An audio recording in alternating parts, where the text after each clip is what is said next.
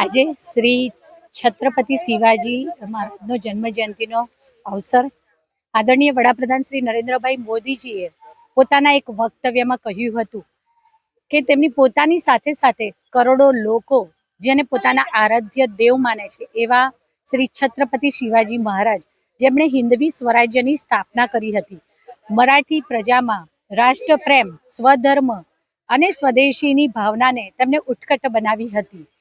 તેઓ નીડર, સાહસિક, ચતુર, શક્તિશાળી,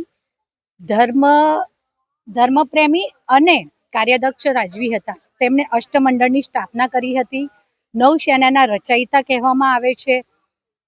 તેમની ધાર્મિક નીતિ ખૂબ જ ઉદાર હતી. તેમણે કદી મુસ્લિમ ધર્મની નિંદા કરી ન હતી, તો કદી પોતાના કાર્યકાળ દરમિયાન ક્યારેય કોઈ પણ મસ્જિદ તોડી ન હતી. તેમનો પોતાનો એક અંગત સચિવ જે મુસ્લિમ હતો, તેને રોજની પોતાની નમાઝ પડવા માટે દૂર સુધી ન જવું પડે તે માટે શ્રી છત્રપતિ શિવાજી મહારાજે નજીકમાં તેમને મસ્જિદ પણ બંધાવી આપી હતી.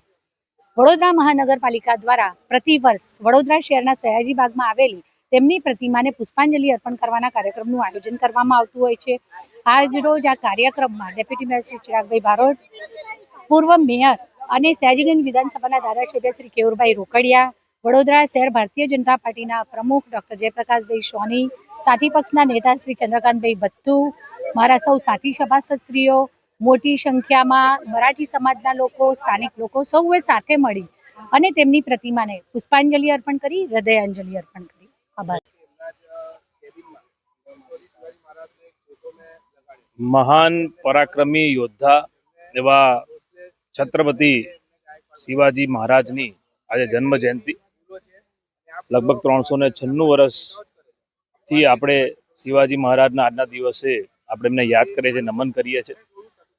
આજે કોંગ્રેસ પાર્ટી દ્વારા અમે અહીંયા, હું, અમારા વિરોધ પક્ષના નેતા કાઉન્સિલર બાળુભાઈ સુરવે છત્રપતિ શિવાજી મહારાજની જે પ્રતિમા છે એને પુષ્પાંજલિ કરી છે. અને આ દેશના ઇતિહાસમાં, દુનિયાના ઇતિહાસમાં જેમના સુવર્ણ અક્ષરથી જેમનું નામ લખાય છે એવા શિવાજી મહારાજનો જે ઇતિહાસ ને આજના યુવાનોને ખાસ આજે એમના ઇતિહાસને વાંચવાની જરૂર છે અને એને અનુકરણ કરવાની જરૂર છે. કારણ કે અન્યાય સામે લડ્યા અને પ્રજાના રક્ષણ માટે, દેશના રક્ષણ માટે જે પ્રજા વિરોધી લોકો હતા એમની સામે એમને યુદ્ધના મંડાણ કર્યા અને લોકોને યુદ્ધની ભૂમિમાં હરાવ્યા. એવા શિવાજી મહારાજની જન્મજયંતિ આજે અમે સતત નમન કરીએ છીએ.